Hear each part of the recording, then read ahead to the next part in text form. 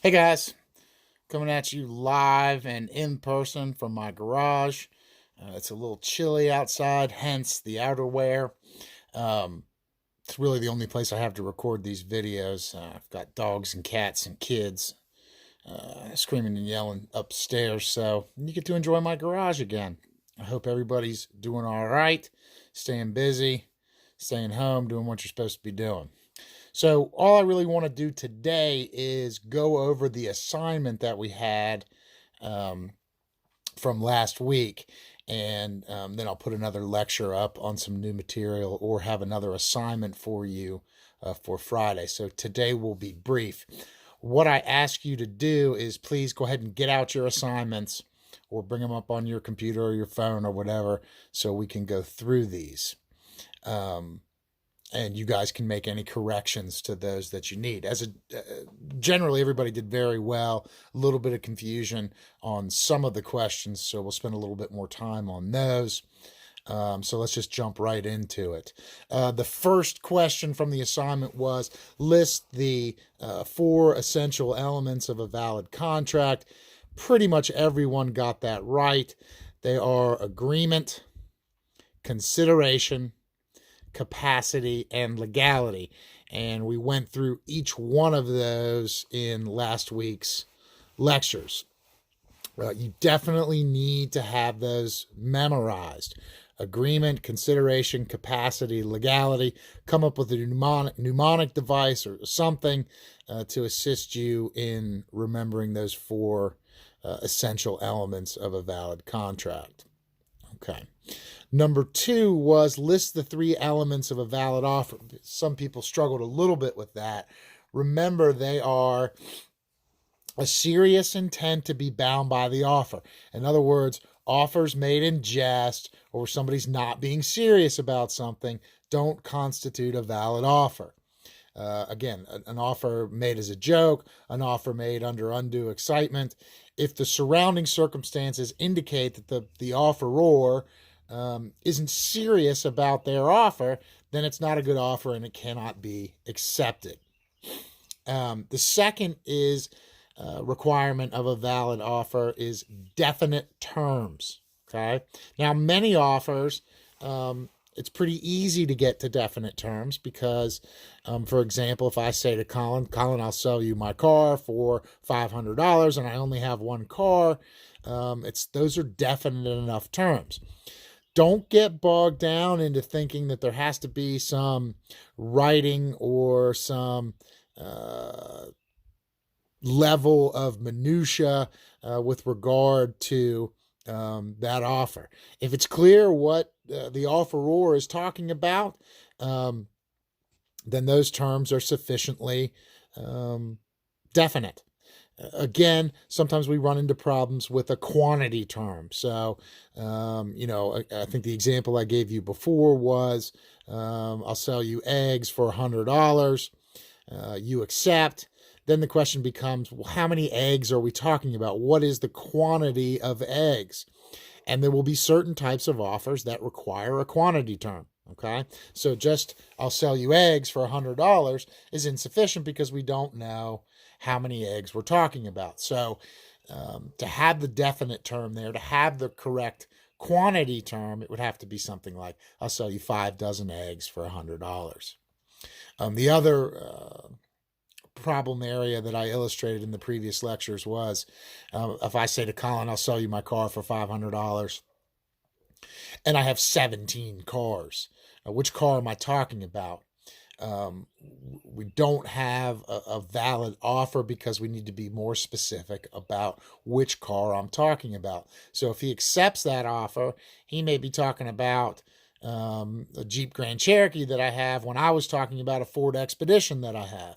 So clearly that would not be a valid offer. But again, if I only have one car, then there's no mystery there as to what the offer is concerning.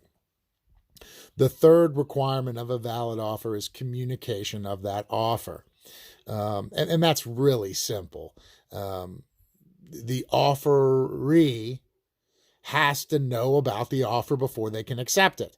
I gave you the example about the lost cat in one of the previous lectures, where there was a reward for the return of the cat, but the person who returned the cat didn't know about the reward before they turned over the cat, found the cat, and gave it back to me.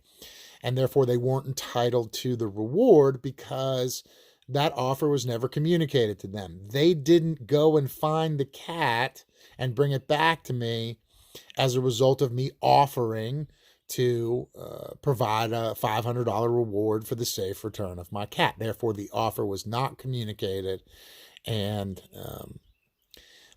that you don't have a contract. The person who brings the cat back isn't contractually entitled to the reward because they didn't know about the offer. So, 3 requirements of a valid offer: serious intent to be bound, definite terms, and communication of offer. Now, under number 3, I gave you several examples of silly little contracts and asked you to identify each party's consideration. All I'm asking for you there is, what is each party to the contract bringing to the table? What are they doing? What are they not doing that forms the basis of the bargain? And so anytime you see these questions asking you to identify the consideration in a contract, is the answer to those questions has to be in the question. I have to tell you what the deal is. And all you're telling me is what is party A doing and what is party B doing? It's as simple as that. Some of you got a little bit confused on those questions, and so we'll go through them, but it's super easy. The answer has to be in the question, okay? So the first example that I gave you was, John has a contract with Steve wherein John agrees to buy, it says John's car, but it should say Steve's car for $500. So John agrees to buy Steve's car for $500. John's consideration is the $500. Steve's consideration is delivering the car. It's as simple as that. Again, the answer is right there in the question. John sells Steve his car for $500. I keep getting confused between John and Steve, and I apologize for that. But one of the parties, their consideration is the $500. The other party's consideration is the car. Okay, don't overthink these things. The answer is right there. The second example that I gave you question was, Alan has a contract with Jim whereby Jim agrees not to wear brown socks for 2 weeks, and Alan agrees to pay him $3,000. So, think about why is John doing what he's doing, and why is Steve doing what he's doing? Each of them are bringing something to the table, okay? And that's their consideration. So, I went back to John and Steve. I meant to go to Alan and Jim. Sorry, these names are, I'm having a hard time with this. Alan has a contract with Jim whereby Jim agrees not to wear brown socks for 2 weeks, and Alan agrees to pay him $3,000. So Alan's consideration that he's bringing to the table, what's he bringing to the table? The $3,000. That's what he's going to do. And in exchange, Jim is not going to wear brown socks for 2 weeks. Now, I get that that's a silly example, but I did that on purpose. Again, if he's agreeing to not do something that he's legally entitled to do, that's perfectly valid consideration, okay?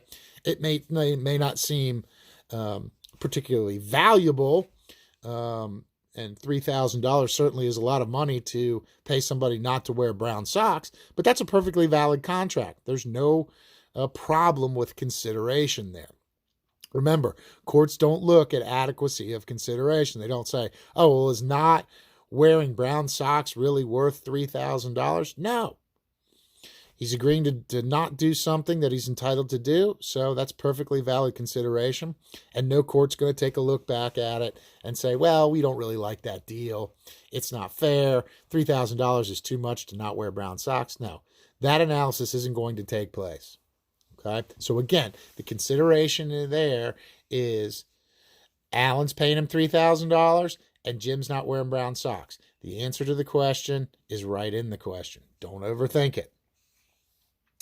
The next one was, Colin agrees to sing Yankee Doodle Dandy in the campus center if Richie pays him $500. Now, because of the way this offer is phrased, Colin can't really accept, the only way Colin can accept the offer is to actually go sing Yankee Doodle Dandy. But once he does that, we have a perfectly valid contract. And the consideration is, again, it's right there in the question. What's Richie doing? Richie's paying $1,000. That's my consideration. What's Colin doing or not doing? Colin is singing Yankee Doodle Dandy. He's not otherwise obligated to do that. He's doing that because I told him I'd give him $1,000 if he did it. So my consideration is the $1,000. Colin's consideration is singing Yankee Doodle Dandy in the campus center. That's all I'm asking you to identify when I ask you to identify the consideration. I could ask it a different way and just say, what is each side agreeing to do or agreeing not to do? What's the basis of the bargain? But we phrase that as, what is each party's consideration?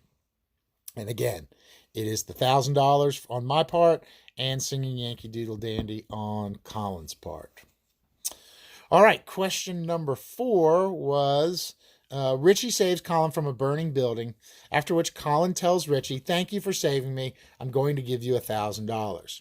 And the question is Colin contractually obligated to pay the money? Why or why not?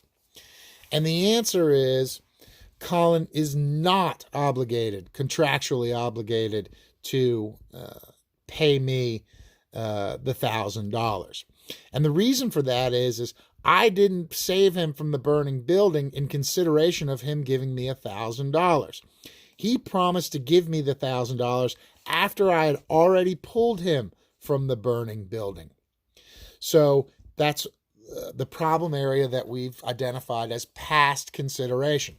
If you make a promise that's supposed to form the basis of the consideration for your end of the bargain, and it's based upon something that's already occurred in the past, then it's not good consideration. Again, he only promised to pay me the $1,000 after I'd already pulled him out of the building. And so I did not pull him out of the building in anticipation of, or I should say, in consideration of, him paying me the $1,000. Now, some of you indicated in your answer that no, he's not obligated because he was under duress. Obviously, there was a fire coming to consume him. He would have said anything to get out of there. Again, in this example, he said it after the fact.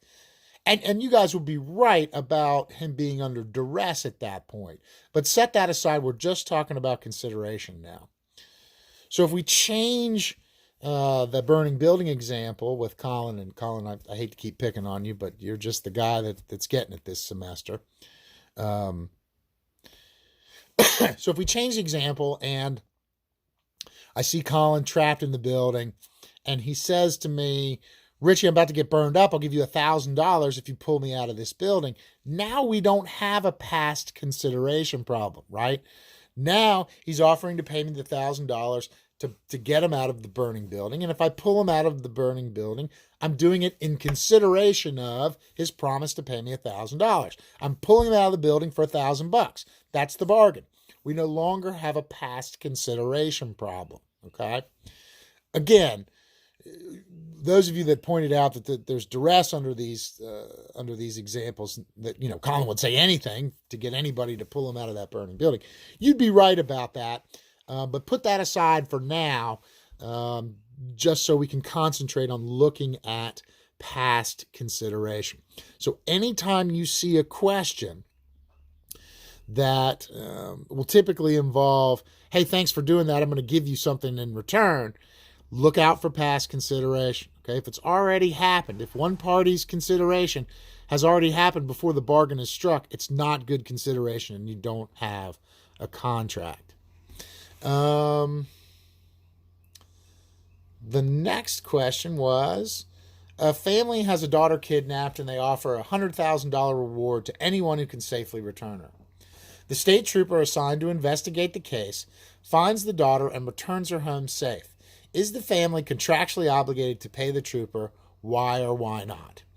And the answer is no. There was no contractual obligation to pay the trooper because the trooper has a pre-existing duty to find the kidnap victim pursuant to his or her job. Their job as a trooper is to find the kidnapping victim. So offering them a reward to do something they're already obligated to do is not good consideration. We used the example of, in the last lecture, another example of pre-existing duty would be you guys as a class send me an email and say, hey, we really appreciate you making these videos and doing more than normally what you do during a semester, making these videos and all that stuff.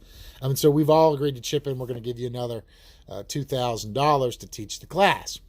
And then the question becomes is that promise supported by consideration? And the answer is no, because I have a pre-existing duty to teach the class. I have a contract with the college that obligates me to teach the class. So I'm not providing good consideration for that promise, for that contract between me and the students in the class, because I have a pre-existing duty. So it's not good consideration, and it's not a contract, an enforceable contract, and you wouldn't be obligated to pay me the extra $2,000 at the end of the semester. Now, don't get confused between a moral obligation and a contractual obligation. You could certainly make the argument, my heater's kicking on back here. I hope it's not interfering with the audio too much. Yeah, my furnace didn't sound too great. Anyway, don't confuse, I totally lost my train of thought. Don't confuse a moral obligation with a contractual obligation, okay? So you could certainly make a good argument that the family of the kidnapping victim is morally obligated to provide the reward to the trooper. And I wouldn't argue that with you necessarily, but we're not talking about a moral obligation. We're talking about a contractual obligation. The family may decide, hey, we're going to go ahead and give the reward to the trooper anyway, and there may be some problem with the trooper accepting that reward as a trooper, but we're not talking about a moral obligation here. So you can certainly take the position in a lot of these examples that I give you, well, the right thing to do is to pay the money. Okay, and you may be right about that, but we're thinking of these things strictly in contractual terms. So, again, the answer to number 5 is the trooper has a pre-existing duty to find the kidnapping victim and therefore is not contractually entitled to the $100,000 reward. Okay. Question number 6. What does a meeting of the minds refer to when discussing the agreement? And most of you gave me perfectly acceptable answers. It looked like you probably Googled it, mutual assent, things like that. And that's exactly right. But if I try and break it down into more simpler terms, really all a meeting of the minds is that both parties agree, well, both parties are agreeing to the same thing. And when we say a meeting of the minds, it's the two parties are of one mind as to what the deal is. If the parties are not of one mind as far as what the deal is, we don't have an agreement. We don't have that meeting of the minds. It's not complicated, but again, just think of it as two minds merging as to what the agreement is. There's no discrepancies. There's no variance between what each of the two parties believe to be the agreement. Okay? And if they're talking about different things, then we don't have a meeting of the minds and we don't have an agreement. Okay. Number 7 was list the 3 problem areas with regard to contractual capacity. And that was our, I think that was our, no, we had a statutory frauds lecture last time. We haven't got that yet. But we did have a lecture on capacity. And those problems areas are mental infirmity or mental illness, senility, all under that category. Intoxication and being under the age of 18. And along with those, so those are the 3 problem areas. Intoxication, under the age of 18 or minority, and mental illness, mental infirmity, whatever the correct terminology is. Forgive me if I've not gotten that correct.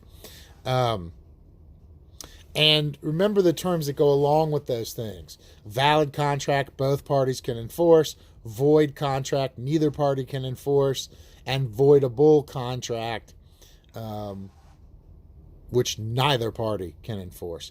So when you talk about somebody who's under the age of 18, if you make a contract with a minor, that contract is voidable at the option of the minor. Remember, once the minor turns 18, they can ratify or disaffirm that contract. Intoxication. Same thing. A contract made with somebody who's intoxicated is voidable at the option of the person who is intoxicated. Okay? And then again, once they've sobered up, for lack of a better term, they can ratify or disaffirm that contract. Now, one little note on intoxication. I think you could look at it as intoxication on a sliding scale, right? Between being almost completely incapacitated as a result of intoxication or being slightly intoxicated. And, you have to be intoxicated to the point that you can show you really don't know what's going on. There's a case in the book, I think it's out of the state of Georgia, and it deals with two farmers, I think, sitting at a restaurant bar, and talking about one farmer selling his farm to the other. And they scribble down a bunch of notes on a napkin, and let's put aside the requirements of a writing under the statute of frauds for the sale of real estate. But anyway, they put some markings down, or some figures and some other things on a napkin in the bar. And later on, one of the farmers claims, hey, we had a contract. He needs to sell me his real estate. And the other farmer said, no, I'd been drinking. And I remember this case because the quote from the case was, well, I didn't know what was going on because I was as high as a Georgia pine. And I always like that term, high as a Georgia pine. And so the court looks at what level of intoxication the one farmer was at and ultimately decides that he wasn't so intoxicated that he couldn't reach an agreement. And they really hung their hat on the fact that they went back and forth. There was offers and counter offers, and that they had written the essential terms of the deal down on a napkin. Now, I'm oversimplifying the case, but the point I'm trying to make is just because you drink a couple beers doesn't mean that you can't enter into a contract. Now, alcohol affects everybody differently depending on your tolerance, et cetera, et cetera. So some people could drink 2 or 3 beers and certainly still be capable or have the capacity to contract. Other people may drink 2 or 3 beers and not have the capacity to contract. So it really boils down to the level of intoxication. And again, those are types of things that are proven in court by witnesses describing the behavior and actions of somebody during the time period when they were allegedly intoxicated. Again, a contract made with somebody who's intoxicated is voidable, and once they sober up, they can ratify or disaffirm that contract. As far as mental illness is concerned, a contract made with somebody who's suffering from a mental illness to the extent that they can't form an agreement is voidable at the option of the person who is mentally ill.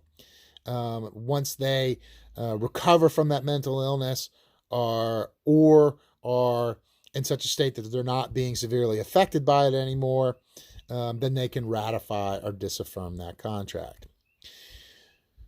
The last part of that, remember, if somebody has been adjudicated incompetent by a court of law through a guardian conservator case, which is the only way to accomplish that in West Virginia that I'm aware of, but if under any circumstances a court finds that somebody's incompetent and puts somebody else in charge of their affairs, then any contract with that person who's been adjudicated incompetent is void, and neither side can enforce.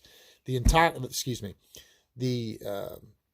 person who's been adjudicated mentally incompetent can't enforce the contract, and the person with whom they've made the contract can't enforce the contract. It is void if you've been adjudicated mentally ill, adjudicated incompetent. Okay. The last question is, must all contracts be in writing in order to be enforceable? And the answer is no. Most oral contracts are perfectly valid and enforceable unless they fall under one of the 5 categories we talked about in the last lecture, which under the statute of frauds have to be in writing in order to be enforced. Some of you are struggling a little bit still with this concept. And I indicated in the last lecture, obviously a written contract is much easier to prove, A, both the existence of the contract, and B, what the terms of that contract are. But unless it's one of the contracts listed under the statute of frauds, it's perfectly valid and enforceable, even if there's no writing whatsoever. Again, it might be harder to prove those terms or even the existence of the contract without a writing, but that doesn't make an oral contract any less valid than a written one. So get rid of these ideas that there has to be some writing. Again, unless it's one of the ones listed under the statute of frauds, it doesn't have to be in writing in order to be enforced. Now, most important contracts are going to be in writing. Okay, I get that, and that's certainly the case. But I've been to court before on oral contracts, and if you can prove them, they're perfectly enforceable and valid.